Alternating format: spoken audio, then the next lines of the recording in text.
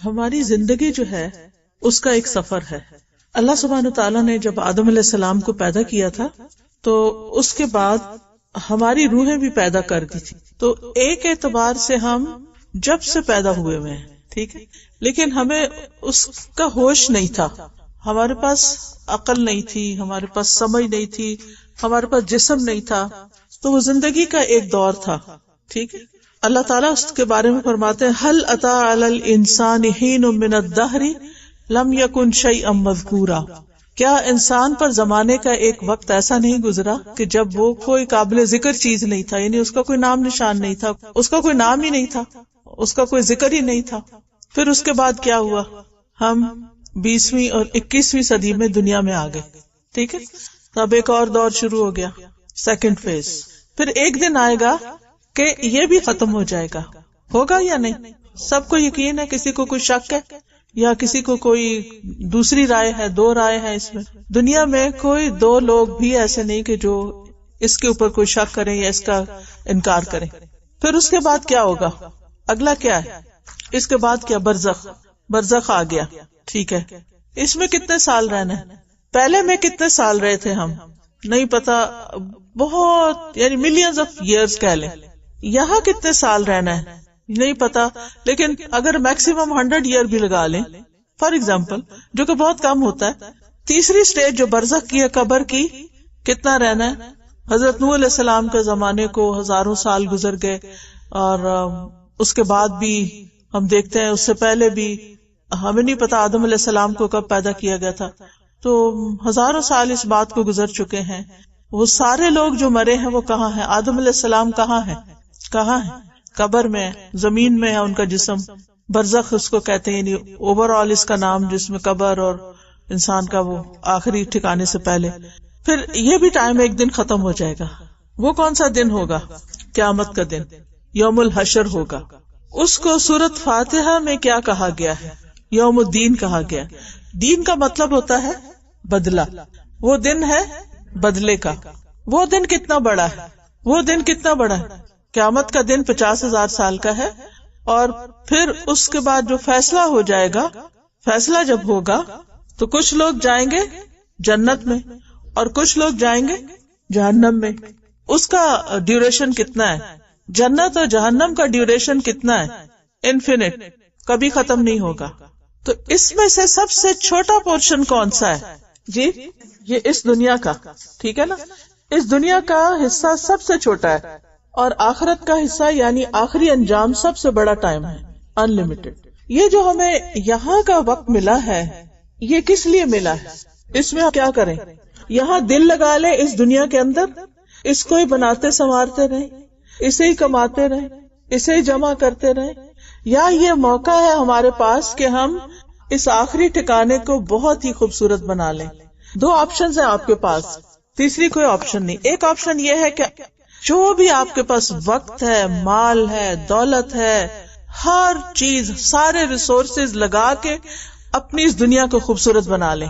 اور ایک یہ ہے کہ چونکہ یہاں ٹیمپریریلی ہم ہیں، جیسے ایک فلائٹ پہ ٹیمپریریلی ہوتے ہیں یا ایک ٹرین میں ٹیمپریریلی بیٹھتے ہیں، ٹرانزٹ پہ ہوتے ہیں تھوڑی دیر کے لیے، تو ہم کیا کرتے ہیں کہ اگر ہم تھکے ہوئے ہوں تو یا ہم آرام سے سفر کرنا چاہتے ہوں تو ہم اس میں بزنس کلاس میں بیٹھ جاتے ہیں، ہم لاؤنج لے لیتے ہیں، ہم ایکسٹرا کچھ خرچ کر دیتے ہیں.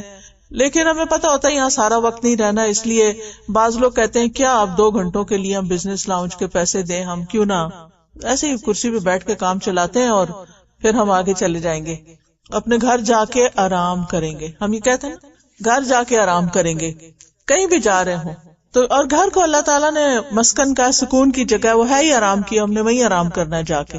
لیکن اگر وہاں آرام نہ ملا تو پھر کیا ہوگا؟ وہ ہم چھوٹے ہوتے تھے تو نانی یا کوئی خالہ شعر سناتی ہوتی تھی، اب تو کہتے ہیں کہ مر جائیں گے، مر جائیں گے، مر کے بھی چین نہ پایا تو کدھر جائیں گے. پھر کدھر جائیں گے؟ واپس آئیں گے؟ واپس آ سکتے ہیں کہ اگر ہم چاہیں کہ ہم واپس آئیں اور ہم ادھر آ کے دوبارہ بہت اچھے سے اپنی آخرت کے لیے تیاری کر کے جائیں. کیونکہ پہلی دفعہ تو ہمیں غلطی لگی، ہم نے اپنی ساری ایفرٹ دنیا کے لیے لگائی جو پیچھے چھوڑ آئے، یہی چھوڑ کے جانا ہے. ہمارے پاس وہ کون سی چیز ایسی ہے، ہمارے ڈریس ہو، ہمارا گھر ہو، ہماری جیولری ہو، ہمارے بچے ہوں، ہمارا جاب ہو، ہماری سرٹیفکیٹس ہو، کون سی چیز ہمارے ساتھ جائے گی، اس کا نام لیں. اور میں تو عمل کا پوچھا ہی نہیں ابھی، میں تو صرف دنیا کی چیزوں کا پوچھ رہی ہوں کہ دنیا کی جن چیزوں کے پیچھے ہم بھاگتے رہتے ہیں، ہمارے پاس یہ بھی ہونا چاہیے، یہ بھی ہونا چاہیے، یہ بھی ہونا، جہاں کہیں کوئی نئی چیز، کوئی اچھی چیز دیکھ لیتے ہیں نا، پھر ہمارا کیا دل چاہتا ہے اب یہ میرے پاس بھی ہو. پھر ہم کیا کرتے ہیں، اس کی تلاش میں لگ جاتے ہیں، پھر اس کی قیمت ادا کرنی ہوتی ہے، کہ کوئی چیز مفت تھوڑی ہوتی ہے. پھر اس قیمت ادا کرنے کے لیے ہم ساری اپنی ایفرٹ لگا دیتے ہیں مال کمانے کو، اور پھر وہ چیز ہمارے پاس آ جاتی ہے. پھر وہ اگر زیادہ ہی قیمتی ہو تو ہم اس کو تھوڑا تھوڑا استعمال کرتے ہیں اور زیادہ وقت اس کو کہاں رکھتے ہیں. آپ کی جو سب سے اچھی جیولری ہے وہ کہاں رکھی ہوئی ہے؟ بینک میں رکھی ہوئی ہے. اس کو آپ کبھی کبھی بس نکال کے پہنتے ہیں. اگر ٹوٹل ٹائم بھی آپ دیکھیں کہ سب سے قیمتی چیز کا جو آپ نے سب سے بڑی ہیرے کی انگوٹھی لی تھی، اس کو کتنی دفعہ یا کتنی دیر پہنا، اور جب جتنی دیر پہن کے بھی رکھتے ہیں تو پھر کیا ہوتا ہے، فکر لگی رہتی ہے نظر نہ لگ جائے یا پھر گم نہ ہو جائے. پھر ہمارا سائز بدلتا رہتا ہے، کبھی وہ ڈھیلی ہو جاتی، کبھی وہ تنگ ہو جاتی ہے. اور جب مر جائیں گے، ابھی کوئین مری ہے، مجھے کوئی بتا رہا تھا، میں نے کچھ نہیں دیکھا کہ کیا ہو رہا کیا نہیں، میں اس کے جنازے میں نہیں شامل ہوئی. کچھ لوگ ورچولی اس کے جنازے میں شامل تھے، ہر سٹیپ پہ دیکھ رہے تھے اب کیا ہو رہا ہے، اب کیا ہو رہا ہے، پھر ہر ایک دوسرے سے شیئر کر رہا ہے اور اس پہ تبصرے ہو رہے ہیں. حاصل کیا ہوا؟ کوئی کوئین کے ساتھ گیا؟ کوئی نہیں گیا. گھنٹوں لوگ کھڑے رہے ہیں، مجھے بتایا گیا، میں نے دیکھا نہیں، گھنٹوں کہتے ہیں کہ لوگ کھڑے رہے ہیں اس انتظار میں، اس میں شریک ہونے کے لیے، سروس میں یا معلوم نہیں کیا کرنے کے لیے، کیونکہ ہر قوم کی اپنی اپنی وہ ہوتی ہیں، طور طریقے ہوتے ہیں. تو پھر وہ وہاں پر سنا ہے کہ کوئین کو صرف کانٹے پہنائے گئے ہیں اور انگوٹھی ایک دی گئی ہے، یعنی اس کے کفن میں بس یہ دو چیزیں اس کو ڈال کے دی گئی ہیں. میں نے کہا یہ اتنی بے وفائی، اتنا کچھ تھا تو کم از کم ہار ہی ڈال دیتے یا کچھ اور ڈال دیتے. لیکن میں سمجھتی ہوں یہ دو چیزیں بھی ضائع ہی کری ہیں، کیونکہ اس کے آگے کام تو نہیں آنے والی اور نہ ہی کسی انسان کے کام آنے والی ہیں.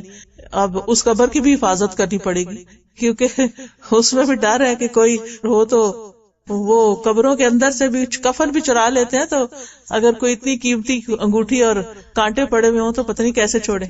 بہرحال یہ ہے دنیا کی حقیقت. ساتھ ہمارے کیا جانا ہے، ہمارے اعمال جانے، اور وہ عمل جو ہم نے خالص اللہ کے لیے کیے ہوں، اور وہ عمل جو ہم نے خیرخواہی کے ساتھ کیے ہوں، وہ عمل جو ہم نے سنت کی پیروی کے مطابق کیے ہوں، وہ عمل جو ہم نے صحیح نیک جذبوں کے ساتھ کیے ہوں، بس وہ ساتھ جانے. سارے نیک عمل بھی نہیں جانے اگر نیت ٹھیک نہیں، اگر طریقہ ٹھیک نہیں، وہ بھی نہیں ساتھ جانے. اگر کوئی بہت بڑی مسجد بھی بنوا دیتا ہے نا اور اس کی نیت اچھی نہیں، اس کا بھی زیرو ہو جانا ہے، وہ بھی کوئی فائدہ نہیں. لہذا بہت ضروری ہے کہ ہم اپنی خاطر، کسی اور کی خاطر نہیں، نہ میری خاطر، نہ کسی پیرنٹس کی خاطر، نہ ہسبینڈ کی خاطر، نہ ٹیچر کی خاطر، کسی کی خاطر نہیں، صرف اپنی خاطر، اپنے آپ کے لیے ہم اپنی زندگی کو ویسا بنا لیں جیسے اللہ تعالیٰ کو پسند ہے، اور پھر اس میں وہ سارے کام کریں جو اللہ تعالیٰ کو پسند ہے، جو ہمارے ساتھ جانے. جب انسان کو قبر میں دفنایا جاتا ہے تو اس کے سر کی طرف قرآن آ جاتا ہے، دائیں طرف نماز آ جاتی ہے، پھر ایک طرف روزہ آ جاتا ہے، پھر پاؤں کی طرف صدقہ خیرات آ جاتا ہے، اور وہ اس کو ڈھانک لیتے ہیں، اس کو پروٹیکٹ کرتے ہیں کہ کوئی اس کو نقصان دینے والی چیز جو ہے اس کے قریب نہ پٹکے. اور وہاں پر اگر اللہ نہ کرے کہ ہماری نمازیں پوری نہیں، اگر ہمارے صدقے خیرات میں کمی ہے یا ہمارے قرآن پڑھنے میں کمی ہے، تو پھر اللہ نہ کرے کہ کوئی چیز کاٹنے کو آئی یا کوئی چیز کھانے کو آئی تو ہم روئیں یا چیخیں.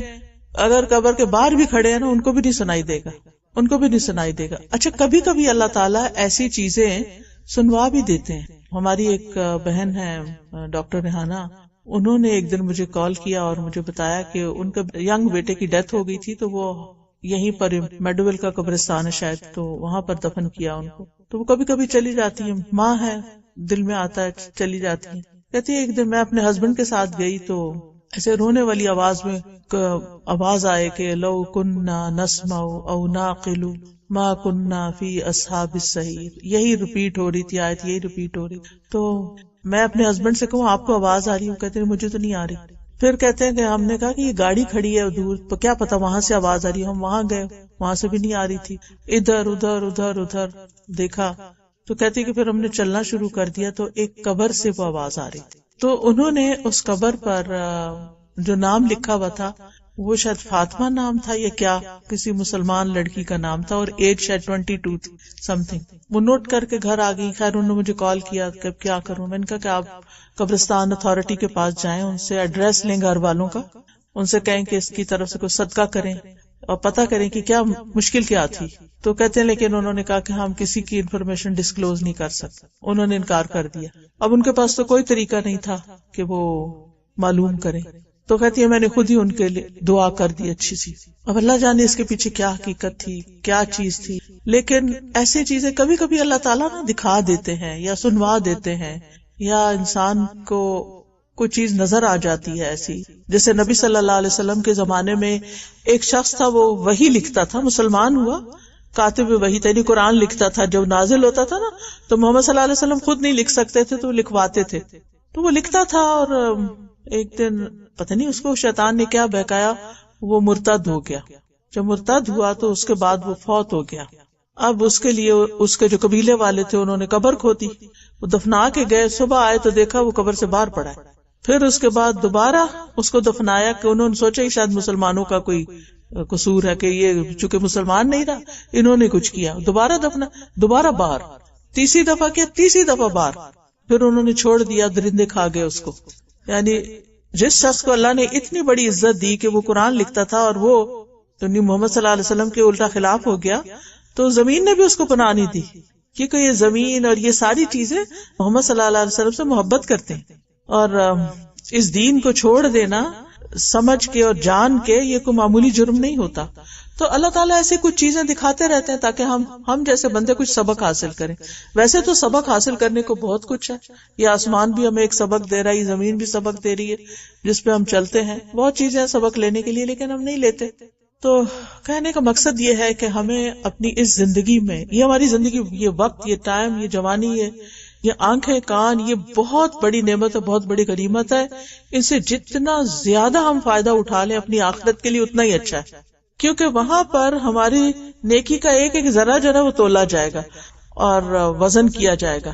سورۃ الاعراف میں اللہ تعالیٰ فرماتے ہیں وَالْوَزْنُ يَوْمَئِذٍ الْحَقُّ فَمَنْ ثَقُلَتْ مَوَازِينُهُ فَأُولَئِكَ هُمُ الْمُفْلِحُونَ وَمَنْ خَفَّتْ مَوَازِينُهُ فَأُولَئِكَ الَّذِينَ خَسِرُوا أَنفُسَهُمْ. اور اس دن وزن برحق ہے، یعنی اسکیل بالکل صحیح ہے. پھر وہ شخص کے اس کے پلڑے بھاری ہو گئے وہی کامیاب ہونے والے ہیں. یعنی جس کے اسکیل میں نامہ اعمال میں نیکیاں زیادہ ہو گئی وہ کامیاب ہو گیا، اور وہ شخص کے اس کے پلڑے ہلکے ہو گئے تو یہ وہ لوگ ہیں جنہوں نے اپنے آپ کو نقصان میں ڈالا، دنیا کے پیچھے بھاگتے رہے، آگے کے لیے کچھ نہیں بھیجا، لہذا یہاں آ کر لوزرز بن گئے. اصل میں اگر دیکھا جائے تو اللہ تعالیٰ نے ہمیں اپنی عبادت کے لیے پیدا کیا ہے. وَمَا خَلَقْتُ الْجِنَّ وَالْإِنسَ إِلَّا لِيَعْبُدُونِ مَا أُرِيدُ مِنْهُمْ مِنْ رِزْقٍ. میں ان سے کوئی رزق نہیں مانگتا. اللہ تعالیٰ فرماتے ہیں میں ان سے کوئی رزق نہیں چاہتا کہ مجھے کما کے کھلائیں. وَمَا أُرِيدُ أَن يُطْعِمُونِ. میں یہ بھی نہیں چاہتا کہ یہ مجھے کھلائیں، کیونکہ اللہ سبحانہ وتعالیٰ کو تو کھانے کی ضرورت ہی نہیں ہے نا. تو اللہ نے ہمیں اپنے لیے پیدا کیا ہے اور اس زندگی کو ہمارے لیے ایک امتحان کی جگہ بنایا ہے. اللہ تعالیٰ نے بہت ساری چیزیں بنائی نا، اس میں سے ایک جنت بھی بنائی، جہنم بھی بنایا، پھر انسان کو بنایا. جتنی بھی چیزیں اللہ نے بنائی نا اس میں سب سے بہترین چیز انسان ہے، کیونکہ انسان کو عقل اور چوائس دی گئی ہے جبکہ باقیوں کے پاس نہیں ہے. فرشتوں کے پاس اپنی چوائس نہیں ہے، جنات کے پاس ہے اور ان کا بھی ٹیسٹ ہے. تو ہم سب کا ایک امتحان ہے اور ہمیں اس دنیا میں پروو کرنا ہے مرنے سے پہلے کہ ہم اچھے کام کر رہے ہیں. ایکم احسن عملا. ہم میں سے ہر ایک کا ٹیسٹ یہ ہے کہ اللہ تعالیٰ دیکھ رہے ہیں کہ تم میں سے کون سب سے اچھے کام کرتا ہے. یعنی ہمارا ایک کمپٹیشن ہے کس چیز کا؟ احسن عمل کا، اچھے کاموں کا. لیکن ہماری اصلی منزل جو ہے وہ آخرت ہے. اس دنیا میں ہم نے اپنی آخرت کے لیے کمانا ہے. اللہ تعالیٰ فرماتے ہیں یا ایھا الذین آمنوا اتقوا اللہ ولتنظر نفس ما قدمت لغد واتقوا اللہ ان اللہ خبیر بما تعملون. اے ایمان والو، اللہ سے ڈرو اور ہر ایک کو یہ دیکھنا چاہیے کہ اس نے کل کے لیے کیا سامان کیا ہے، اور اللہ سے ڈرتے رہو، جو کچھ تم کرتے ہو اللہ یقیناً اس سے پوری طرح باخبر ہے، اللہ تعالیٰ کو سب پتا ہے کہ ہم کیا کر رہے ہیں۔ تو یہ جو بات ہے نا کہ ہر ایک کو یہ دیکھنا چاہیے کہ اس نے کل کے لیے کیا سامان کیا ہے، تو یہ میرے لیے بھی ہے، آپ کے لیے بھی ہے، چھوٹوں کے لیے بھی ہے، بڑوں کے لیے بھی ہے، سب کے لیے، کہ ہم اپنی کل کے لیے کیا تیار کریں، ساتھ کیا لے کے جا رہے ہیں۔ جو آخرت کی تیاری کرتا ہے، کل کی تیاری کرتا ہے، وہ سب سے عقل مند انسان ہے، کیونکہ ایک طرف دنیا ہے جو ختم ہونے والی ہے اور ایک طرف آخرت ہے جو باقی رہنے والی ہے۔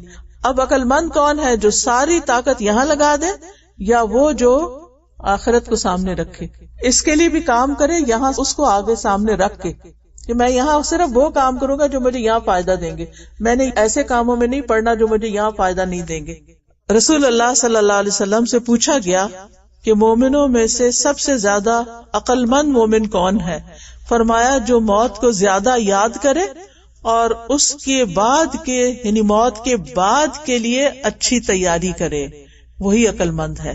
کیونکہ قیامت کے دن ہمیں ایسی زندگی ملے گی جو کبھی ختم نہیں ہوگی، ایسے جسم ملیں گے جو مرنے والے نہیں ہوں گے، ان جسموں پہ موت نہیں آئے گی، کوئی مار نہیں سکتا۔ یعنی دنیا میں تو یہ ہوتا ہے نا کہ اگر کسی کو اپنی دنیا کی زندگی اچھی نہیں لگ رہی تو وہ کیا کرتا ہے؟ سوئسائڈ کر لیتے ہیں نا، خودکشی کر لیتے ہیں۔ وہ دنیا سے خوش نہیں، وہ یہاں نہیں رہنا چاہتے، ان کو پسند نہیں، چلو ٹھیک ہے تمہاری مرضی، لیکن جہنم میں کوئی خودکشی نہیں کر سکتا۔ قرآن مجید میں آتا ہے ثم لا يموت فيها ولا يحيا، وہاں نہ اس میں کوئی مرے گا اور نہ ہی زندہ رہے گا۔ جہنم کی زندگی نہ زندگی ہے اور نہ وہ موت وہاں کی موت ہے، انسان زندگی اور موت کے بیچ میں ایک مصیبت میں مبتلا ہو جائے گا۔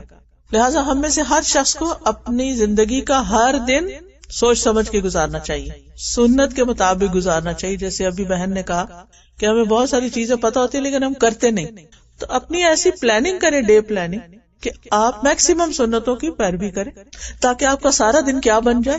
عبادت۔ دن کا آغاز کریں اللہ کے ذکر سے، اللہ کے شکر سے۔ شکر سے کیسے آغاز ہوگا؟ اٹھتے ہی کیا پڑھیں گے سب سے پہلے؟ الحمدللہ الذی احیانا بعدما اماتنا والیہ النشور۔ جس کو دعا نہیں آتی کوئی شرمانے کی بات نہیں، انسان ساری زندگی سیکھتا ہے۔ مجھے اب تک کئی دعائیں نہیں آتی تو میں اپنے پاس لکھ کے لگا لیتی ہوں، پھر ان کو پڑھتی رہتی، پھر یاد ہو جاتی ہیں۔ اسٹیکی نوٹس ملتے ہیں اب تک کہ ختم ہو گئے ملنے؟ ملتے ہیں نا، مارکر بھی ملتے ہیں، کیونکہ اب لکھنا کم۔ میں ایک دن لکھنے لگی ہاتھ سے نا، کیونکہ ہر وقت کمپیوٹر لکھنے لگی تو میرا ہاتھ سیدھا نہ چلے۔ میں نے کہا یا اللہ کتنے دنوں بعد آج میں نے قلم پکڑا ہے، کیونکہ پہلے تو ہر روز لکھتی تھی، ہر روز لکھتی تھی، اور جب میں پی ایچ ڈی کر رہی تھی تو میری یہ جو انگوٹھا تھا نا، یہ یہاں سے پریس ہو گیا تھا، ایسے پتلا سا ہو گیا تھا، کیونکہ ہر وقت قلم پکڑنا ہوتا تھا۔ تو اب میں نے کہا کہ اچھا اسٹیکی نوٹس بھی اب نہیں استعمال ہوتے اور پین بھی نہیں ہوتے، اور بہت چھوٹا موٹا کسی کا جلدی سے کوئی نام، کوئی کسی کو میسج سینڈ کرنا تو اور بات ہے۔ بہرحال تو جو دعا نہیں آتی وہ لکھ کے لگا لے۔ ویسے تو الحمدللہ ہمارے پاس ہر طرح کی دعائیں یہاں پر آپ کو یہاں سے مل جائیں گی۔ یہ کارڈز ہونا تو آپ اپنی ایک باسکٹ بنا لیں، اپنی ایک باسکٹ بنا کے اس میں سارے کارڈز اس طرح رکھ لیں، اور جس کی جس وقت ضرورت پیش آئے، مثلاً کوئی فوت ہو گیا، کوئی رشتہ دار فوت ہو گیا، تو یہ میت کی بخشش کی دعاؤں کا کارڈ نکالیں، عربی پڑھیں، اگر عربی نہیں آتی تو اس کے نیچے اردو لکھیں، شاید انگلش میں بھی ہو، اردو میں دعا مانگ لیں کہ اتنی جامع دعائیں ہیں۔ جو استخارے کی ضرورت پیش آئی ہے، نہیں یاد ہے دعا، کوئی بات نہیں، استخارے والا کارڈ نکالیں اور یہ اس کے پیچھے دعا لکھی ہوئی ہے، یہ پڑھ لیں۔ اسی طرح پروٹیکشن کے لیے اور باقی چیزیں، آپ کو باڈی پین ہو رہی ہے، میں نے بہت آزمایا اس دعا کو کہ جہاں درد ہو رہی ہو وہاں ہاتھ رکھ کے بسم اللہ پڑھ کے یہ دعائیں آپ پڑھ لیں۔ اور پھر اسی طرح رزق میں کشادگی کے لیے اور زندگی میں مختلف جو مشکلات ہیں، اسی طرح اگر دل بہت گھبرا رہا ہو، انگزائٹی ہو رہی ہو، تو یہ آیات سکینہ ہے، یہ آپ پڑھ سکتے ہیں۔ اگر قرضے کا بوجھ ہے، یہاں تو افسوس یہ کہ ہر بندہ قرضے کے بوجھ تلے دبا ہوا ہے، ہر چیز ہی کریڈٹ کارڈ پہ لی جا رہی ہے، جو قرضہ ہی قرضہ ہے، تو جو قرضے میں فوت ہو جائے اس کی بخشش نہیں ہوتی جب تک اس کا قرضہ ادا نہ ہو جائے، اور اگر بہت زیادہ قرضہ ہو تو اس کو ادا کرنے کے لیے یہ دعائیں ہیں بہت شاندار کہ انسان جو ہے وہ پہاڑوں جتنا قرضہ ہو تو وہ بھی بہت جلد ادا ہو جاتا ہے۔ کہنے کا مطلب یہ ہے کہ اللہ کے نام سے شکر سے دن کا آغاز کریں۔ شکر کا فائدہ کیا ہوگا؟ اللہ تعالیٰ اور دیں گے، اللہ آپ کو اور صحت والی زندگی دیں گے. خیر موت کا ایک دن تو ہے ہی، لیکن یہ ہے کہ ایک وہ انسان ہے جسے انہوں نے مثال دی تھی نا کہ جانور بھی صبح اٹھتے ہیں، ہم بھی اٹھتے ہیں. جانور تو شاید اللہ کی تسبیح کرتے ہیں. آپ نے دیکھا ہوگا اگر پاکستان میں کبھی آپ کو بیک ہوم کسی ایسے گھر میں رہنے کا اتفاق ہو جس میں بڑا سا بوڑ کا درخت ہو یا کوئی گھنا درخت ہو، تو پھر کیا ہوتا ہے؟ کس وقت چڑیاں ذکر شروع کرتی ہیں؟ جی ہاں، سورج نکلنے سے پہلے.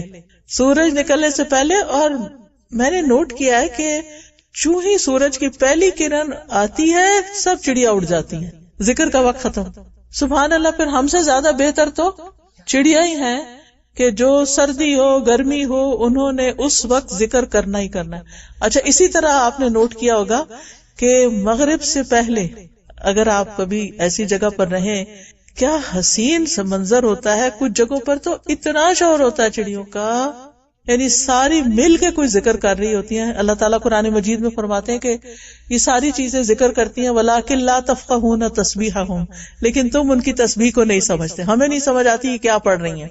ایک اور جگہ پر آتا ہے کہ ساری مخلوق اللہ کا ذکر کرتی ہے اس وقت سوائے آتی قسم کے انسانوں اور جنوں کے، یعنی جو اللہ کے نافرمان سرکش لوگ ہوتے ہیں وہ پرواہ نہیں کرتے کہ سورج نکل آیا کہ نہیں نکلا.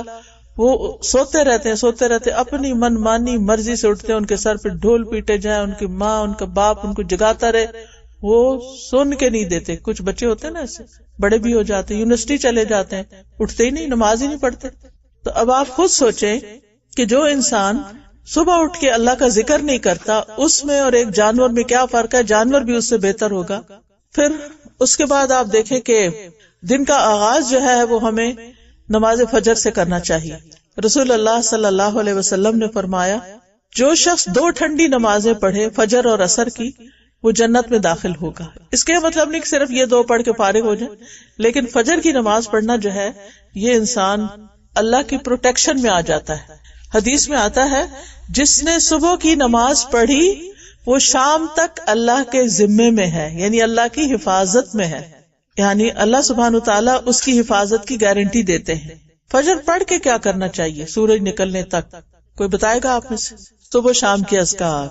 اگر آپ سورج غروب ہونے سے پہلے اور نکلنے سے پہلے اذکار پڑھتے ہیں تو وہ آپ کے لیے پروٹیکشن ہے، اور اگر اس کے بعد پڑھتے ہیں تو خالی ذکر ہے. اس لیے میک شور کہ سورج نکلنے سے پہلے آپ اذکار کر لیں. پھر اسی طرح اور کیا پڑھ سکتے ہیں؟ کیا پڑھنا چاہیے؟ قرآن. ان قرآن الفجر کان مشہودا. فجر کا قرآن جو ہے اس پہ فرشتے حاضر ہوتے ہیں. اگر زیادہ نہیں بھی آپ کو جاب پہ جانا ہے، آپ کو گھر کا کام ہے، آپ کو بچوں کو اسکول بھیجنا ہے، آپ کو بالکل ٹائم نہیں، تو آپ کم از کم قرآن کھول کے 3 آیتیں پڑھ لیں، 1 پیج پڑھ لیں، لیکن قرآن کھولے ضرور. میں نے اپنی روٹین یہ بنائی ہوئی کہ اس وقت میں سورۃ البقرہ کا کچھ حصہ پڑھتی ہوں، کیونکہ سورۃ البقرہ جو ہے اس کے پڑھنے کے بہت فائدے، بہت برکتوں والی سورت ہے. یعنی اس کا پڑھنا باعث برکت ہے، حدیث میں آتا ہے، اور اس کا چھوڑنا باعث حسرت ہے. اور جادوگر اس پر یعنی اٹیک نہیں کر سکتے. اگر آپ پڑھتے ہیں نا تو آپ پر کوئی شر اثر نہیں کرتا، آپ فلی پروٹیکشن میں آ جاتے ہیں. تو اگر اس وقت کیونکہ ٹائم ذرا کم ہوتا ہے، آپ کو دن بھر کے کاموں کی پلاننگ اور کئی چیزیں کرنی ہوتی ہیں، تو آپ اگر اس وقت سورۃ البقرہ کا کچھ حصہ جتنا آپ پڑھ سکیں، ہر ایک کی اپنی اپنی روٹین ہے، 1 صفحہ 2 صفحہ 3 صفحہ 4 آدھا پارہ 1 سپارہ، جتنا آپ کو ملے وہ پڑھ لیں. یعنی آپ کی زندگی کا کوئی دن خالی نہیں جانا چاہیے جب آپ نے سورۃ البقرہ نہ پڑھی. اس پہ بک مارک کر لیں. اب تو موبائل کے اندر قرآن مجید ہوتے ہیں، 2-3 ڈفرنٹ قسم کے قرآن مجید ڈاؤن لوڈ کر کے رکھ لیں. ایک ڈیلی روٹین میں پڑھنے کا، ایک حفظ والا، ایک ترجمہ یاد کرنے والا، ایک آپ کا سورۃ البقرہ. میں نے تو ایک سورۃ الکہف کے لیے بھی رکھا، کوئی ٹائم کم ہوتا ہے نا، چٹ سے بس وہ کلک کیا، وہیں سے سورۃ الکہف جمعے کی شروع کر دی. کیونکہ بعض اوقات یہ ہوتا ہے کہ مصحف کہیں رکھا ہوتا ہے اور پھر ہم کہیں ہوتے ہیں اور چیز رہ ہی جاتی ہے آگے پیچھے کرتے ہوئے. تو اس طرح یہ کہ اچھی مینجمنٹ ہو جاتی ہے. فجر کے صرف فرض نہ پڑھے، سنتیں بھی ضرور پڑھے. رسول اللہ صلی اللہ علیہ وسلم نے فرمایا فجر سے پہلے کی 2 رکعتیں جو کچھ دنیا میں ہے، دنیا اور جو کچھ اس میں، اس سے بہتر ہے. کتنی کمائی کر لی آپ نے 2 رکعتیں پڑھ کے؟ کیا کمایا؟ پوری دنیا کما لی. کوئی اور جاب، کوئی اور کام، کوئی اور طریقہ ہے دنیا اتنی کمانے کا؟ آج ہمیں نظر نہیں آ رہا نا، ہم کہتے ہیں اچھا پتہ نہیں کہاں کمائی، کوئی سمجھ نہیں، لیکن کل جب اللہ تعالیٰ کے پاس جائیں گے نا تو آپ اپنے اعمال کے ڈھیر دیکھیں گے، نیکیوں کے، تو آپ حیران ہو جائیں گے. اچھا کیونکہ ہمیشہ جو رہنا ہے تو بہت کچھ چاہیے نا، تو آپ خوش ہو جائیں گے. اگر کسی وجہ سے بالکل لاسٹ مومنٹ پہ آنکھ کھلی ہے اور صرف فرض پڑھنے کا ٹائم ہے، پھر بھی آپ سورج نکلنے کے فوراً بعد سنت پڑھ لیں اپنی. فوراً بعد سے مراد وہ جو وقت ہوتا ہے نا جس میں آپ سجدہ نہیں کر سکتے 10-15 منٹ، اس کے بعد یعنی اشراق کے وقت میں سنت پڑھ لیں. کیوں؟ اس لیے کہ نبی صلی اللہ علیہ وسلم نے فجر کی سنتیں کبھی بھی نہیں چھوڑی، نہ سفر میں اور نہ حضر میں. پھر اپنے دن کی 5 نمازیں وقت کی پابندی کے ساتھ ضرور ادا کریں. یہ آخرت کی تیاری کروا رہی ہیں، ٹھیک ہے، وہ پیپر جو ہے نا اس کو حل کروا رہی ہیں کہ کن کن چیزوں کی پوچھ ہوگی جو فرض کے درجے میں لازمی چیزیں ہیں جو ہمیں کرنی چاہیے، اور کچھ ساتھ ساتھ مستحبات بھی. کیونکہ کھانے میں ہم صرف روٹی اور سالن نہیں کھاتے، کیا لیتے ہیں ساتھ؟ کچھ نہ کچھ. خالی روٹی سالن ہو تو ہم سمجھتے ہیں کہ یہ کوئی کھانا ہے، کچھ تو رہا ہے. کوئی اچار لے لیتا ہے، کوئی سیلڈ رکھتا ہے، کوئی میٹھا، کوئی نمکین، کچھ نہ کچھ. اور سالن بھی ہمارا سنگل چیز تھوڑی ہوتی ہے، ہم نے پیاز بھی ڈالنے، ہم نے لہسن بھی ڈالنا ہے، ہم نے نمک ڈالنا، ہم نے مرچ ڈالنا، پتہ نہیں کیا کیا ڈالتے ہیں، تب جا کے ہمارا کھانا بنتا ہے. خیر، تو نماز میں بھی فرض نمازیں تو پڑھنی ہے، سنت وغیرہ کا بھی اہتمام کریں. رسول اللہ صلی اللہ علیہ وسلم سے پوچھا گیا سب سے افضل اعمال کون سے ہیں؟ آپ نے فرمایا نماز کو اس کے اول وقت پر پڑھنا، نماز کو اس کے اول وقت پر پڑھنا. اور جو شخص نمازوں کی حفاظت کرتا ہے اس کے لیے جنت کا وعدہ، اور جو ان کو ضائع کر دیتا ہے اس کے لیے حدیث میں آتا ویل ہے، اور ویل جہنم کی ایک وادی ہے جس سے جہنم بھی پناہ مانگتی. اب یہ تو ہے ہمارے اوپر فرض اور ہم نے ادا کرنا ہے، لیکن یاد رکھیے جو شخص سستی اور غفلت کی وجہ سے فجر کی نماز نہیں پڑھتا اس کا حشر کیا ہونے والا ہے؟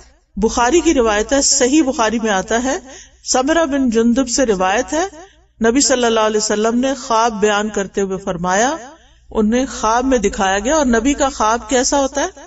سچا ہوتا ہے. آپ کو کچھ چیزیں خواب میں دکھائی جاتی تھی، کچھ جبریل لے کر آتے تھے اور کچھ ویسے.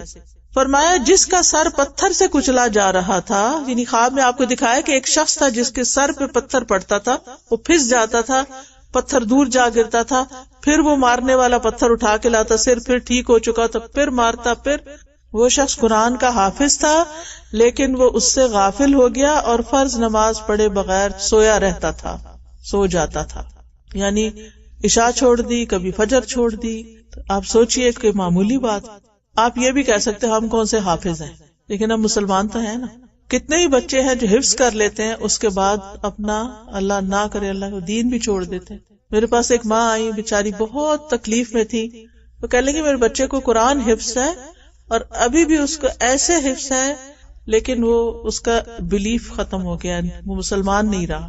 اس کو پہلے شک آیا، پھر شک کے بعد اس کو ایسے دوست مل گئے، ایسے لوگ مل گئے، انہوں نے اور بھٹکایا، اب وہ آؤٹ ہے. اس ماں کا حال کیا ہوگا جس نے حفظ کرانے میں اتنی محنت کی. دنیا میں ہر جگہ فتنے ہیں لیکن یہاں زیادہ ہیں، اس ماحول میں زیادہ ہے. اس لیے بہت ضروری ہے کہ آپ کے اپنے عمل کا نمونہ جو ہے وہ اپنے بچوں کے سامنے رہے تاکہ انہیں بھی عمل کرنا آسان ہو. پھر نماز لیٹ کرنا جو ہے یہ منافقت کی علامت ہے. جیسے ٹائم ہو گیا نا تو یہ نہیں کہ اب اور کام کرتے رہے بالکل آخری وقت میں نماز پڑھی. نبی صلی اللہ علیہ وسلم نے فرمایا، علاء بن عبد الرحمن سے مروی ہے کہ وہ ظہر کی نماز سے فارغ ہو کر حضرت انس کے گھر گئے. ان کا گھر مسجد کے کونے میں تھا. جب ہم ان کے پاس گئے تو انہوں نے فرمایا کیا تم نے عصر پڑھ لی ہے؟ ہم نے کہا ہم ابھی ظہر پڑھ کے آئے. انہوں نے فرمایا عصر پڑھ لو. ہم کھڑے ہوئے تو ہم نے نماز پڑھی.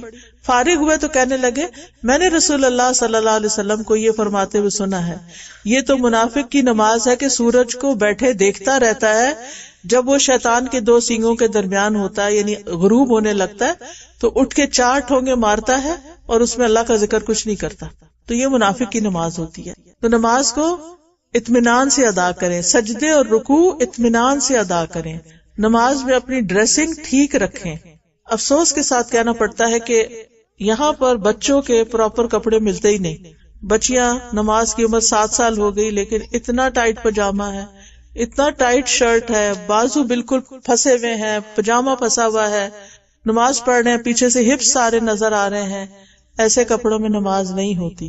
اگر نہیں ہے اپنا قمیص شلوار نہیں، ڈھیلے کپڑے نہیں ہے یا اسکرٹ وغیرہ نہیں ہے کہ جس میں ٹانگیں نظر نہ آئے، تو پھر بچوں کو سلاد ڈریس بنا کے دیں گھر میں کہ جس کو وہ پہنے اور اس میں پراپر طریقے سے نماز پڑھے. وہ بےچارے پڑھے جا رہے ہیں، ان کو کون بتائے گا؟ ماں باپ ہی بتائیں گے نا. اور اگر ماں باپ بھی نہیں بتائیں گے تو پھر کیا ہوگا؟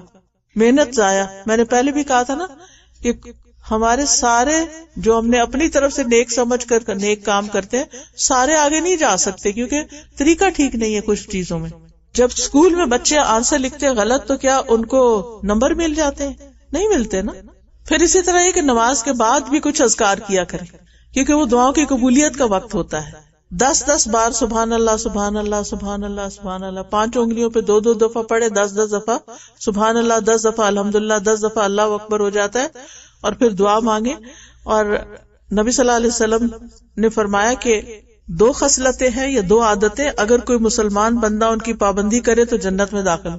یعنی اگر پابندی کے ساتھ ہر روز یہ پڑھے تو جنت میں داخل ہوں گے انشاءاللہ. پھر یہ ہے کہ قرآن مجید پڑھنے کے لیے اب صبح کو تو آپ نے پڑھ لیا، لیکن صبح کے وقت ٹائم کم تھا تو آپ کو موقع نہیں ملا. اگر اللہ تعالیٰ نے آپ کو قرآن کی نعمت دی ہے، آپ حافظ ہیں یا کچھ حصہ بھی حفظ کیا ہوا ہے یا پھر حفظ کر رہے ہیں یا پھر آپ ناظرہ اچھا پڑھ لیتے ہیں، اللہ نے آپ کو پڑھنا سکھا دیا، تو آپ کیا کریں؟ لونر کیلنڈر کے ساتھ اپنا قرآن ختم کر لیا کریں. یعنی اسلامی مہینے کے ساتھ اپنا قرآن ختم کر لیں. وہ کیسے ہوگا وہ میں اس کو نہیں بتاتی، یہ والی ٹیکنیک میں نہیں بتاتی. کیوں؟ اس لیے کہ میں نہ اس پہ خود عمل کر سکی آج تک. ہر نماز کے بعد تو اتنا مسئلہ ہوتا ہے، وہ بچہ کھینچ رہا ہے، وہ کوئی یعنی عورتوں کے ساتھ کتنے مسائل ہیں. ہسبینڈ گھر پہ آگے، اب وہ ہسبینڈ آ کے کھڑے ہیں، کھانا مانگ رہے ہیں اور آپ کے میرے 4 صفحے ہونے والے ہیں. میں اس کے حق میں نہیں ہوں. جب آپ کے پاس ٹائم ہو نا، چھوٹی سی بھی ونڈو ہو، کھول لیں اپنا موبائل، ساتھ ہی شروع کر دیں. دن بھر لگے رہیں. 1 صفحہ پڑھا تھوڑا، نہ اس کو کہیں رکھنے کا مسئلہ، نہ اس کو کہیں ناپاک اور پاک کا مسئلہ، کچھ بھی نہیں. آپ اس کو کھولیں اور اس میں سے پڑھیں اور شام تک، رات تک، سونے سے پہلے تک ختم کر لیں. نہیں ہوا تو اگلے دن صبح. تو بہرحال ہر روز اگر 1 سپارہ کرے نا تو مہینے میں قرآن ختم ہو جاتا ہے. تو سال میں 12 ہوں گے اور 5 سالوں میں کتنے ہوں گے؟ 60. ماشاء اللہ. اور پھر 10 سالوں میں کتنے ہو جائیں گے؟ تو کوئی چیز تو ہوگی نا ساتھ لے جانے کی. لیکن اگر ہم اپنا ٹارگٹ نہیں سیٹ کرتے نا تو پھر کیا ہوتا ہے؟ پھر نہیں ہوتا. پھر کہتے ہیں اچھا ذرا فارغ ہو کے وضو کر کے بیٹھیں گے اور پھر تسلی سے پڑھیں گے. ہم خواتین کی زندگی میں ہم اپنی مرضی کے مالک نہیں ہے نا. ہمارے اوپر بہت سارے لوگوں کی ذمہ داری ہوتی ہے اور سب کے حقوق دینے ہوتے ہیں. کوئی ادھر سے کھینچ رہا ہے، کوئی ادھر سے بلا رہا ہے، کوئی کچھ کہہ رہا ہے، کوئی کچھ کہہ رہا ہے. تو اس کے اندر سے ٹائم نکالنا ہے، نیت کر لینی ہے، دعا کرنی ہے، اللہ تعالیٰ موقع دے دیتا ہے. اور قرآن کو نا اپنے قریب رکھا کریں، دل کے بھی قریب اور ہاتھوں میں بھی. اور اگر مصحف ہو تو اور بھی اچھا. ابو ہریرہ کہتے ہیں ایک آدمی کو جب اس کی قبر میں لایا جاتا ہے تو فرشتہ اس کے سر کی طرف سے عذاب دینے کے لیے آتا ہے تو تلاوت قرآن اسے دور کر دیتی ہے. یہ قرآن پڑھتا تھا، ٹھیک ہے. تو یہ قرآن پروٹیکشن دینے والا ہے، اس کو نہ چھوڑیں. یہ سفارش کرنے والا ہے. ہم سب کو قیامت کے دن سفارش چاہیے، تو قرآن کی سفارش اگر ہم نے اس کو اپنے ساتھ رکھا تو یہ بھی ہمارا سفارشی ہوگا. اگر اللہ موقع دے اور آپ گھر پہ ہی ہوتے ہیں، کام پہ نہیں جاتے، تو آپ کے پاس اشراق پڑھنے کا بھی ٹائم ہوتا ہے. اور یہ جو 2 رکعتیں ہیں 360 جوڑوں کا صدقہ ہے. کام کر کے آپ کی باڈی پین ہوتی ہے، جوڑوں میں درد ہوتا ہے. آج ہر دوسرا بندہ جو ہے وہ اس کی شکایت کرتا ہے کہ اس کے جوڑوں میں درد ہے. یہ 2 رکعتیں سارے جوڑوں کا صدقہ ہے. میں نے انہیں اپنی زندگی میں آزمایا ہے، الحمدللہ میرا جوڑوں کا درد ٹھیک ہو گیا. یعنی جب میں نے یہ پڑھا تو میں نے کہا ہے یہ اتنا اچھا نسخہ. ابھی ذکیہ بہن بتا رہی تھی نا کہ یہ ساری چیزیں ہماری زندگی کو بھی یعنی اس کے مطابق، سنتوں کے مطابق ہم اگر عمل کرتے ہیں تو فائدہ ہی فائدہ. صرف آخرت کا فائدہ نہیں ہے، یہ بھی میں بتاتی چلوں، اس دنیا میں فائدہ شروع ہو جاتا ہے. اور پھر جیسے قرآن مجید پڑھنا ہے نا، کل کسی بات پہ میں تھوڑی سی اپسٹ سی ہو گئی. انسان ہے نا، کبھی کبھی کسی کی کوئی بات تیکھی لگ جاتی ہے، تکلیف دیتی، اس کو پتہ بھی نہیں ہوتا. ہم کسی کو بلیم نہیں کر سکتے، کسی کو پتہ نہیں ہوتا، ہم ہی اچانک ہمارے دل کو کچھ ہو جاتا ہے. آپ کبھی بلا وجہ روئی؟ بہت دفعہ، میں تو بہت دفعہ بلا وجہ بھی روئی ہوں. کوئی وجہ نہیں ہوتی، ہمیں رونا آ رہا ہوتا ہے. ہم خواتین ایسی ہوتی، کوئی اور رو رہا ہو تو اس کو دیکھ کے بھی رونے لگ جاتے ہیں، ہمیں نہیں پتا ہوتا وہ کیوں رو رہے، ہم بھی ساتھ شامل ہو جاتے ہیں. الحمدللہ یہ اچھی بات ہے. یعنی آنسو کا جلدی آنا جو ہے نا، یہ اللہ کی رحمت ہے، اور آنسو نہ آنا سخت دلی کے علاوہ. آج میں کلاس کے بعد میٹنگ تھی، میٹنگ کے بعد میں باہر نکلی تو کچھ لوگ کوریڈور سے جا رہے تھے ہال کی طرف، کلاس روم کی طرف جا رہے تھے، تو انہوں نے بوٹ پہنے ہوئے تھے.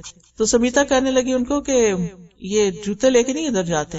تو وہ دیکھنے لگے تو یہ مجھے بات نہیں سمجھ آئی آپ کیا کہہ رہے ہیں. اور مجھے اچانک خیال ہے کہ کہیں یہ ان لوگوں کی کلاس تو نہیں، کیونکہ الحمدللہ الہدا نے کچھ عرصہ پہلے سے، کووڈ سے پہلے شروع کیا تھا، پھر کووڈ آ گیا تو جتنے بھی ڈیف لوگ ہیں ان کے لیے اشاروں کے ساتھ قرآن کی تفسیر سکھائی جاتی. تو وہ جس وقت ہوتی تھی اس وقت میں یا تو باہر کہیں نکلی ہوتی، درس کا ٹائم ہوتا تھا، جیسے سنڈے کا دن تو وہ ذرا لیٹ کرتے تھے تو میں ہوتی نہیں تھی، یا کوئی موقع نہیں ملا جا کے دوبارہ دیکھنے کا. اچھا آپ یقین کریں کہ جب وہ جوتے وغیرہ اتار کے تو اندر گئے نا، تو میں نے کہا میں ذرا ایک نظر دیکھوں تو صحیح.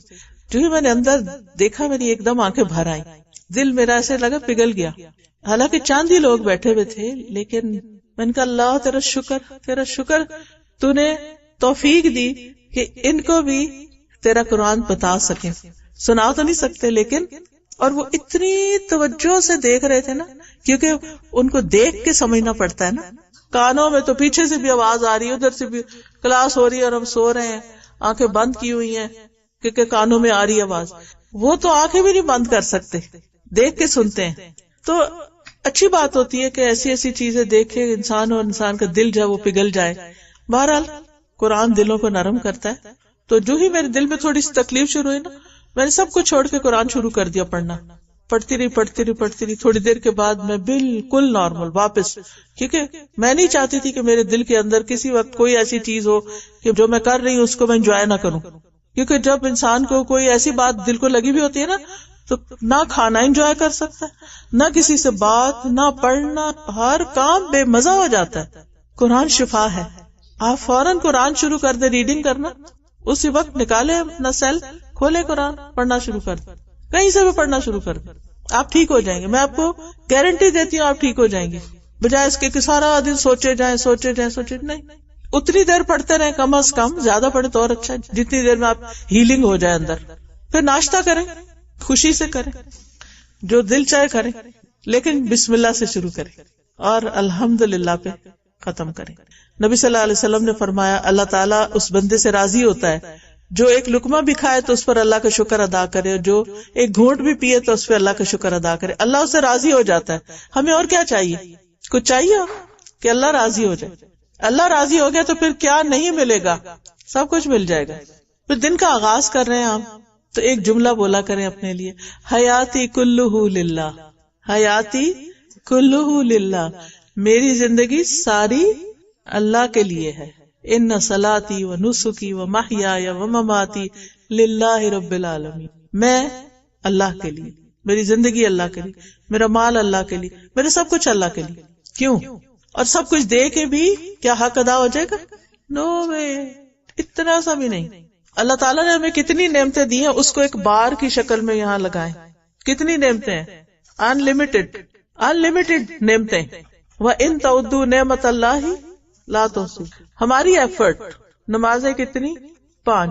کوئی ہوگا جو تہجد بھی پڑھ لے اور ساتھ اشراق بھی پڑھ لے، وہ کہتے ہیں it's too much، اتنا بھی نہیں کرنا چاہیے. لوگ تو 5 نمازوں کو too much کہتے ہیں، تہجد تو دور ہے.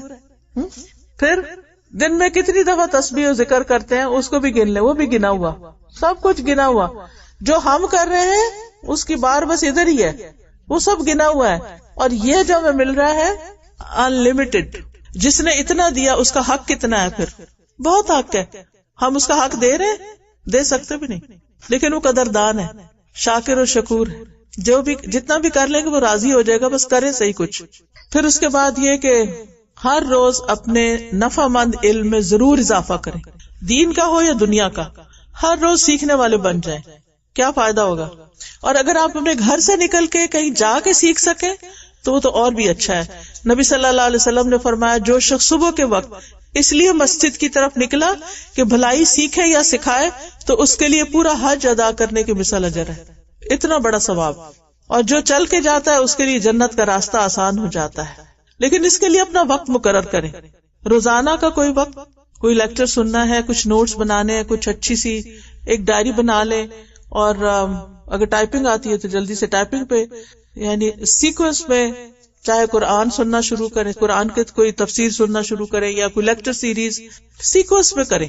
کام کی کوئی نہ کوئی بات اس میں اپنے نوٹ کریں، عمل کی کوئی بات نوٹ کریں، اپنے آپ کو فریش کریں اور اپنے ایمان میں اضافہ کریں، اور اس ایمان کے ساتھ اپنے دلوں کو زینت بخشیں. اس کا فائدہ کیا ہوگا؟ آپ اپنے بچوں کی تربیت بھی صحیح کر سکیں گے. وہ جہالت کے ساتھ نہیں کی جا سکتی. آپ کے اندر ٹالرنس زیادہ آئے گی، صبر زیادہ آئے گا، لوگوں سے خیر خواہی زیادہ آئے گی، لوگوں سے محبت آئے گی، انسانوں کی قدر آئے گی، زندگی آسان ہوگی، زندگی خوبصورت ہوگی، لڑائی جھگڑے گھر میں کم ہوں گے، شیطان بھاگ جائے گا. دیکھیں آپ وہ سینٹرل پلر ہیں گھر کا جس کے ساتھ ساری چیزیں بندھی ہوئی ہیں. کسی کو کوئی چیز چاہیے ہوتی ہے تو کیا کرتا ہے؟ کیا کہتا ہے؟ ماما یہ فلاں چیز کدھر ہے، یہ کہاں رکھا ہے، ماما بھوک لگی ہے، ماما پانی چاہیے، ماما یہ. اور اگر آپ گھر سے نکلنے لگے تو بچوں کو کیا ہو جاتا ہے، کہاں جا رہی ہیں، کب آئیں گی؟ اور ان کو آپ کے پیچھے کھانا بھی نہیں فریج سے ملتا، ان کو ایک ایک چیز آپ بتا کے آتے، دیکھو یہ وہاں راستے میں بھی کال کر رہے تھے، میسج کر رہے تھے، یہ چیز یہاں پڑی ہے، وہ ڈھکن اٹھانا، وہ ڈبہ اٹھانا. وہ اگر آپ کا موڈ آف ہے سارا دن، گھر والوں کا کیا حال ہوگا؟ خوشی ہوگی؟ اس گھر میں روشنی ہوگی؟ نہیں. آپ کو بہادر بننا ہے، آپ کو اپنے اوپر کنٹرول کرنا ہے، آپ نے اپنے آپ کو اٹھانا ہے، کیونکہ آپ کو دیکھ کے بچے مسکرائیں گے، آپ کو دیکھ کے ہسبینڈ مسکرائیں گے، آپ کو دیکھ کے گھر والے، کیونکہ آپ سینٹرل پلر ہیں. آپ کی صحت اچھی ہوگی تو باقی بھی خوش رہیں گے. اور اگر ہم اپنی جوانی میں ہائے ہائے کرنا شروع ہو گئے تو بیزار ہو جائیں گے، ہسبینڈ بھی بیزار ہو جاتے ہیں، کہتے یہ تو پلے ہی پڑ گئی ہمیں، کچھ اور سوچو. نہیں، زندگی کے حقائق ہیں. تکلیف بھی ہو نا بہت زیادہ ہسبینڈ کو نہ بتایا کریں، یہ راز کی بات ہے، آپ کو کمزور نہ سمجھیں. اچھا اگر آپ بتائیں گے نا تو سب سے پہلے کہیں گے اور نکلو گھر سے، اور جاؤ کلاسیں اٹینڈ کرو اور پڑھو. سب سے پہلا اٹیک اس پہ ہوگا. یہ چھڑائیں گے جو کہ ہماری لائف لائن ہے، یہ تو ہمارے لیے فیول ہے، ہمارے لیے چلنے کے لیے. پھر قلبی طہارت کے ساتھ ساتھ، دل کی اچھائی کے ساتھ ساتھ جسمانی طہارت کا خیال رکھنا ہے، جسم، ناخن، اپنے ہر چیز کو صاف ستھرا. کیونکہ جب فرشتے آتے ہیں نا جان لینے کے لیے تو وہ آ کے سلام کرتے ہیں، کہتے ہیں اے پاکیزہ روح جو پاکیزہ جسم میں تھی، پاکیزہ روح جو پاکیزہ جسم میں تھی، نکلو اپنے رب کی طرف چلو. تو اگر ہم گندے مندے رہیں تو فرشتے آ کے کیا کہیں گے؟ انہوں تو آ جانا اپنے ٹائم پہ جب بھی آنا. مسواک رب کی رضا کا ذریعہ ہے، وضو کے ساتھ مسواک کرے، لیکن یاد رکھے بہت زیادہ نہ رگڑے، انیمل ختم ہو جاتا ہے. مسواک کا بھی صحیح طریقہ آنا چاہیے، 2 انگلیوں کے ساتھ بس ہلکا ہلکا پھیرنا ہے، کوئی رگڑنا نہیں ہے بہت زیادہ. ہاں جہاں جہاں پلیک ہے یا کچھ تو وہاں تھوڑا سا آپ کر لیں، لیکن کچھ لوگوں کو میں نے دیکھا ہے کہ بہت زیادہ. اور پھر صبح شام ٹوتھ پیسٹ، لا حول ولا قوت الا باللہ. ایک تو اس کے اندر جو کیمیکلز ہوتے ہیں وہ ہماری ٹنگ سک کر لیتی ہے، وہ ہمارے اندر ہی جاتے ہیں وہ بلڈ میں، اور پھر ہمارے لیور کو اور بھی کام کرنا پڑتا ہے ڈیٹاکس کرنے کے لیے. تو ہر وقت ٹوتھ پیسٹ نہیں، مسواک ہلکا پھلکا، یا خالی برش نرم والا لے لیں ہلکا پھلکا، کیونکہ منہ کی بو جو ہے نا فرشتوں کو دور کرتی ہے. کوئی پریشانی آ جائے تو رب پہ بھروسہ کرنا ہے، کہنا اللہ ہے نا. بعض اوقات ایسا ہوتا ہے نا اپنے بچے تکلیف دیتے، اپنے ہی شوہر کی طرف سے کوئی تکلیف پہنچ جاتی ہے، اپنے بہن بھائیوں کی طرف سے کچھ اونچ نیچ، انسان ہے نا، کچھ نہیں، کوئی بات نہیں، انسان ہے، سب کو معاف کر دیا کریں. لیکن پھر اپنے اوپر بھی نہ لیا کریں کہ اپنے دل میں رکھ رکھ کے آپ بیمار ہو جائیں. یہ بھی نہیں کرنا. جب کوئی مسئلہ ہو، جو چیز گھبرانے لگے، ابھی بچے گئے ہوئے تھے نیو یارک، اب آپ کو پتا بارڈر کراس کرنا ہو، چاہے آپ جو بھی ہو، ایک فکر ہوتی ہے نا کہ کہیں مشکل نہ ہو. ڈرائیو کر رہے ہیں، رات کو کر رہے ہیں، دن کو کر رہے ہیں، 10 گھنٹے ڈرائیو کریں گے، کہیں سو نہ جائیں. اچھا جو ہی خیال آتا ہے تو دل میں کیا ہوتا ہے؟ ہوک، ایک ایسی ہوک اٹھتی، اللہ خیر. اب کتنی دفعہ آپ ہوک اٹھاتے رہیں گے؟ ایک دفعہ کہیں اللہ آپ کے حوالے کیے، آپ ٹیک کیئر کریں. فوضت امری الی اللہ، میں نے اپنا معاملہ اللہ کے سپرد کر دیا. ان اللہ بصیر بالعباد، اللہ بندوں کو دیکھ رہا ہے، وہ نگرانی کرنے والا، میں تھوڑی کر سکتی. اچھا کچھ لوگوں کی تو عادت ہوتی گاڑی میں بیٹھتے ہیں تو ڈرائیور سے زیادہ وہ دیکھ رہے ہوتے ہیں کہ گاڑی سیدھی چل رہی ہے کہ نہیں چل رہی. بیک سیٹ ڈرائیور ہر وقت وہ ٹینشن کا شکار رہتے ہیں، کسی وقت ٹینشن فری نہیں ہوتے، اس لیے لائف کو انجوائے نہیں کر سکتے. ریلیکس رہا کریں. جس وقت خیال پریشانی کا ٹینشن کا ہے نا، فوضت امری الی اللہ، میں نے اپنا معاملہ اللہ کے سپرد کر دیا. توکل کرنے والے لوگ جو ہے نا وہ جنت میں جائیں گے، جو اللہ پہ بھروسہ کرتے ہیں. ہم ہر چیز کو اپنے سر پہ نہ اٹھا لیں، ہر چیز کو اٹھا کے دے دیں اللہ، آپ اس کو سنبھال لیں. پھر ایک اور ٹپ یہ ہے کہ کام کاج کرتے ہوئے غور و فکر اور ذکر جاری رکھیں. تسبیحات، درود شریف، کام کاج کرتے ہوئے، کھانا پکاتے ہوئے، چلتے پھرتے، اٹھتے بیٹھتے، کیونکہ ذکر انسان کے درجات کی بلندی کا باعث ہے. ایک بار سبحان اللہ اور الحمدللہ کہنے سے زمین اور آسمان کے بیچ کی چیز بھر جاتی ہے، اتنا ثواب. اور پھر یہ کہ کثرت سے توبہ استغفار، اپنی غلطیوں کو یاد کر کے، اکیلے ہوتے ہیں دن میں گھر میں تو اکیلے اکیلے رو لیا کریں اللہ کے سامنے، اللہ تعالیٰ مجھ سے بھی غلطی ہوئی، میری زبان سے یہ لفظ نکلا، ایسا ہو گیا ویسا ہو گیا، اللہ سے باتیں کی. پھر یہ کہ وقت کا بہتر سے بہتر استعمال، خواہ مخواہ کا سوشل میڈیا پہ بیٹھ جانا، فیس بک پہ ادھر جاؤ ادھر جاؤ، وہ کھول یہ کھول، وہ کوئی ڈرامہ دیکھنے بیٹھ گئے، کوئی کچھ. حاصل کیا ہے؟ کچھ بھی نہیں. جب بہت دل چاہے نا ڈرامے دیکھنے کو، پوچھا کرے کہ پورا قرآن سمجھ آ گیا مجھے. لوگوں کو کبھی لوگ کہتے ہیں اس سے بڑے سبق ملتے ہیں. پھر جو سبق قرآن نے دیے وہ سارے سیکھ لیے، وہ تو ابھی سیکھنے کا ٹائم نہیں ملا، اور اس کے لیے گھنٹہ گھنٹہ مل جاتا ہے. تو اپنی زندگی سے بے مقصد کام باہر نکال دیں اور بامقصد چیزوں کے اوپر فوکس کریں. کاموں کی روٹین بنائیں، ٹائم ٹیبل بنائیں، ہر آور کی ونڈو بنائیں کہ اس میں کیا کرنا ہے، اس میں کیا کرنا ہے، اور اس کے مطابق کام کریں. اور اللہ کی اطاعت کرنے کے لیے اپنے نفس سے جہاد کریں. دل نہیں چاہ رہا، نفس نہیں مان رہا، نہیں کرنا ہے. پتہ نفس کو نا دھوکہ دیتے ہیں اپنے نفس کو. کیسے؟ اچھا ابھی سنت کا ٹائم ہے، اچھا چلو ٹھیک ہے فرض تو پڑھو، تو فرض پڑھ لی، اچھا اللہ اکبر.